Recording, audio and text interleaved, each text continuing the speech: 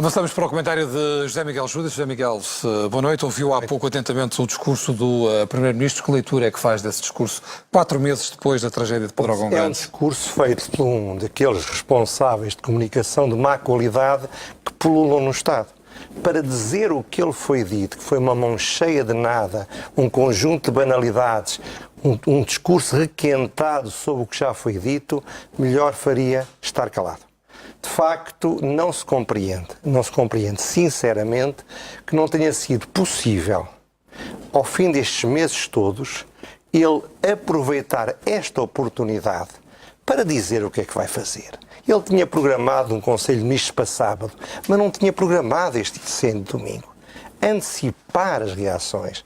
Nada se justifica que tivesse já 4 meses à espera para anunciar um conjunto de iniciativas que, obviamente, competem ao Governo, obviamente, usando tudo o que há e, designadamente, o excelente relatório da Comissão de Inquérito, que acho que é o essencial que se fala hoje. Isto é, a tragédia que aconteceu hoje e outras tragédias vão acontecer. Ontem à noite, o Primeiro-Ministro, o Secretário de Estado dos Incêndios, não sei como é que se chama, Jorge Gomes, a Ministra da Administração Interna, estavam realmente num momento péssimo, estavam nervosos, só disseram disparates, só disseram coisas que não se podem dizer. E hoje parece que continuamos na mesma. O Estado não pensa no território. O Estado pensa no sítio onde está muita gente que vota. E, portanto, a atenção que se deu aos enfermeiros choca, por contraste, hoje, com a atenção que não se deu aos que estavam a sofrer na matéria dos fogos. Está a falar, enfim, do acordo alcançado entre o Governo e os sindicatos dos enfermeiros. É muito mais importante. É muito mais importante. Todos nós recebemos nos telemóveis em termos de notificação, de aviso. Claro. É muito mais importante politicamente fazer um acordo com os enfermeiros do que fazer um acordo para resolver os problemas destes senhores todos que estão a morrer pelo país fora. Porquê? Porque pelo país fora não se mobilizam, não chegam à televisão, não fazem greves, não gritam em frente dos telejornais e dos jornais das 8. Portanto, de facto, o problema aqui é um problema de fundo gravíssimo. E realmente eu não acredito nada que as coisas vão mudar, infelizmente, mas há motivos. Está dito tudo o que é preciso. Há motivos para mudar, porque o relatório é muito crítico e é muito específico relativamente às falhas. É um relatório de uma equipa de excelência, uma decisão unânime, foi feito dentro do prazo e, de facto, toda a gente se calou. O silêncio perante o relatório assusta-me. Porquê? Porque quando as pessoas estão caladas perante uma coisa destas, é porque têm receio daquilo que o relatório diga e que isso venha a ser concretizado. Repare, não há ninguém que fique em pé depois deste relatório.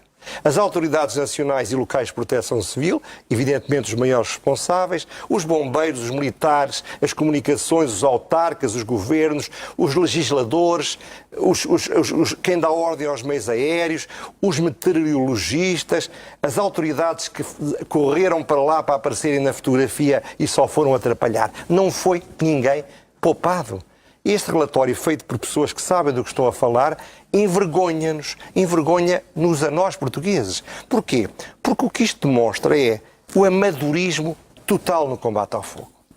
A incompetência, a impreparação, o desconhecimento do terreno e da ciência dos ataques aos incêndios.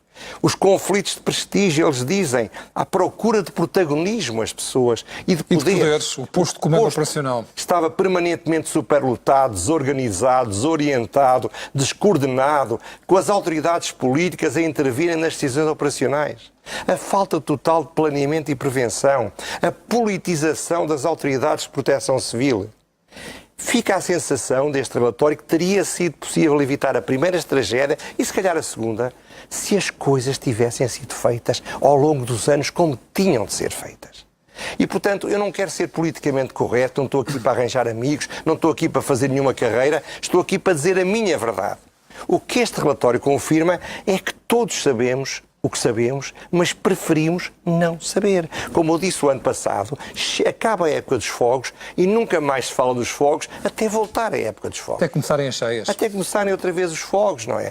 A questão de combate tem de ser alterada de alto a baixo, mas de alto a baixo é de alto a baixo. Uma das coisas que mais me surpreende é que nós temos forças armadas profissionais para nos defender se houver uma guerra. Temos polícias profissionais para manter a ordem das ruas. Porquê é que não temos soldados no sentido de lutadores contra o nosso maior inimigo, que é o fogo, que sejam profissionais? Porquê é que apostamos no amadorismo? Claro que é heroico o que está a ser feito, é heroico o que fazem os bombeiros, mas não se percebe que não é assim que se ganham as guerras. Os desafios de hoje em dia não se compadecem com esse amadorismo? Não se compadecem com o amadorismo, porque o país mudou. Por mais boa vontade que haja... E o desleixo é total. Eu vi agora que o Pinhal de Leiria ardeu em 80%. Ora, eu julgo saber que grande parte do Pinhal de Leiria é do Estado. O Estado não cuida da sua própria floresta. Nem se pode desculpar com os proprietários que não limpam os... Enfim, mas então o Estado devia intervir, expropriar, fazer o que entender. Não, nesse caso nem se pode desculpar com isso. Não, bem, nesse caso não pode, porque ele é o principal responsável. Portanto, repare, há aqui uma situação que é verdadeiramente calamitosa e eu acho que não vai mudar nada. Infelizmente, eu acho que não vai mudar nada. Vão-se dizer umas coisas vagas no dia 21 de outubro, vão-se fazer umas declarações simpáticas. Repare, o Orçamento do Estado, 328 páginas, preparado depois da tragédia de Pedrógão. Há 6 vezes a palavra incêndio em 328 páginas. Não há um único tostão para uma reforma profunda daquilo que é a necessidade para lutar contra os fogos. Isto é, são as mesmas coisas do ano anterior. Mais um bocadinho para os bombeiros, mais um bocadinho para umas campanhas disto, mais um bocadinho para as campanhas daquilo. A ideia de que é preciso mudar tudo de alto a baixo é essencial, mas não vai funcionar. Vou fazer um teste. Vou fazer algumas perguntas que para a semana vamos ver o que é que foi a resposta da reunião do dia 21 de setembro. O Estado vai decidir criar um corpo de bombeiros profissionais de âmbito nacional? O Estado vai criar uma brigada militar, como têm os espanhóis, especializada em colaborar na batalha contra os fogos? Vai criar campanhas de sensibilização com a mesma energia das campanhas para evitar o tabaco, para proteger o ambiente, da prevenção rodoviária? Vai. Vai criar cursos para ministrar a formação obrigatória e contínua a quem trabalha na luta contra os fogos? Vai criar forma de que as pessoas que atacam os fogos no verão estejam a tratar das florestas no inverno? Vai acabar com este erro total, que é entregar o controle da luta contra os fogos e da prevenção, afinal, com ela, ao Ministério da Administração Interna? Vai aplicar os instrumentos jurídicos para o ordenamento do território, que existem? Vai continuar a deixar-se construir o que se queira por todo o lado? Se as terras não são trabalhadas e que causam, por isso, incêndios nas terras do lado, o Estado vai expropriar? É que atirar água para cima das chamas é a última coisa que resolve o problema. Não é quando o fogo aparece que se luta contra o fogo, é durante o ano inteiro. E nós não ligamos ao fogo durante o ano inteiro. Não há planos de proteção civil na maior parte das autarquias. Portanto, vai ser um pouco como no Leopardo. É preciso que algo mude para que tudo fique na mesma, mas nada estrutural. Nada estrutural. Eu não acho que vamos mexer em nada. Repare, o relatório diz que o custo social até 2016, não conta 2017, desde 2000, portanto em 16 anos, foram 6,6 bilhões de euros dos incêndios. Mais que o BES, mais que a Caixa Geral de Depósitos. Repare que atenção é que o Estado deu, quanto dinheiro é que o Estado gastou, investiu, para evitar 6 mil milhões de prejuízos. Quanto é que fez? Eu disse, o Sr. Primeiro-Ministro tem toda a razão de dizer, eu não posso resolver isto tudo de um dia para o outro, mas ele já foi Ministro da Administração Interna, ele já é Primeiro-Ministro há 2 anos. O que é que ele, na oposição, quando gritavam, porquê é que não gritavam sobre a proteção contra os incêndios? Porquê é que não era motivo de luta política a luta contra os incêndios e a proteção? Sendo que a reforma da proteção civil foi feita também por António Costa enquanto Ministro da Administração Interna e que é muito criticado neste relatório. Estes homens que falaram disto são homens, repare, que são apoiados desde o Bloco de Esquerda ao CDS.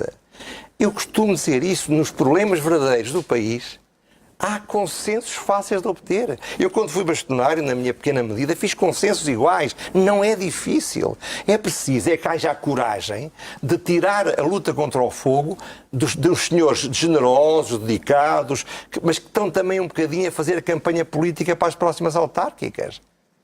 O fogo é a nossa guerra. O nosso inimigo não é a Espanha, não é a Itália, não é os Estados Unidos, não é a França. O nosso inimigo é o fogo. A nossa guerra é com o fogo. Onde é que estão os recursos para lutar contra o fogo? Alguém se preocupou com isto? Ninguém. E se olharmos para o orçamento, eles não estão lá. Não está nada, não está nada. Eu tive cuidado de ver. Há umas coisas feitas também pelos... Avulsas. Avulsas, aquelas palavras redondinhas que não significam coisa nenhuma. Eu fiz as contas, mais 50 milhões, mas quer dizer, para resolver o problema de um setor social que faz uma greve, são capazes de se enfiar 100 ou 200 milhões. Repare, neste momento, nós temos de ter uma opção. Ou acabamos de vez com a floresta, arrasamos tudo para não haver fogo. Ou pegamos, como se fazia nos Estados totalitários, tiramos as pessoas dali e deslocamos-las à força para zonas de concentração. Ou então temos de olhar para o território. O nosso território, é preciso ordená-lo. É preciso que... Eu dizia-me a alguém, li ontem, é espantoso, li hoje, falo no Diário de Notícias, é um costume cultural muito forte fazer queimadas em outubro. Mas porquê é que não é preso quem faz uma queimada? Eu disse aqui há semanas, na TV 24, que houve um tipo que tinha feito um churrasco durante o verão e pegou 11 fogos porque levava a braseira com como é que chama isto? Os restos da lenha a saltar-se do caminhão de caixa aberta. Portanto, o problema é social, é cultural, é político. Agora, é evidente que esta ministra só pode estar ali por uma razão. Ou porque quem escolheu a proteção civil, os senhores incompetentes, foi o primeiro-ministro, que é o que me dizem, e então era o que faltava que ele o metisse quando a culpa é dele. Ou então, porque é um fusível para proteger o primeiro-ministro. É para ver se ela aguenta mais, o mais possível, para proteger o primeiro-ministro. Mas isto é uma estupidez. O primeiro-ministro que fala bem, que é simpático, que gosta de dar boas notícias, não está habituado a falar-nos quando só nos pode dar más notícias. Ele hoje não nos disse nada. Disse uma conversa vaga. É preciso soluções. Está bem, mas quer dizer, mas quem tem de as encontrar é ele. Não é você, nem sou eu, nem são as populações que estão a morrer, todas, a morrer em termos físicos, que é o mais trágico, mas a morrer em termos económicos, em termos sociais. Absolutamente. O tempo que se dedica a pessoas com o risco de perderem 100 empregos numa fábrica no centro de Lisboa, ou nos arredores de Lisboa, a tragédia social que acontece daqui devia ter sido antecipada. Podia ter sido antecipada. Portanto, esta situação é verdadeiramente dramática. E repare, só para terminar, o cantinho das tontices. Eu não queria acreditar. O Presidente da Comissão disse que o fogo de Pedrógão podia ser atacado mais cedo se um helicóptero que foi chamado tivesse levantado voo. Mas sabe o que aconteceu? Parece que há um regulamento que diz que o helicóptero não pode andar mais 41 km ou 40 km e aquilo estava a 41,7 km. Por 1,7 km não foi lá o helicóptero. E morreram 65 pessoas. Admito que haja um regulamento, mas não houve ninguém para dar um murro na mesa, para dar um berro e mandar às malvas o regulamento e obrigar o helicóptero a avançar. É neste Estado. O Estado preocupa-se com coisas, mas não se preocupa com aquilo que realmente é essencial, que é tradicionalmente o papel do Estado. Tomar conta de nós. Proteger-nos. Evitar as tragédias que somos vítimas. Isso é que é a prioridade. Mas se você vir o que durante os últimos 2 anos este governo fez, e os outros também, foi falar de tudo menos disto. Foi falar de tudo menos disto. José Miguel Júdice, uma boa noite, obrigado e até à próxima segunda-feira.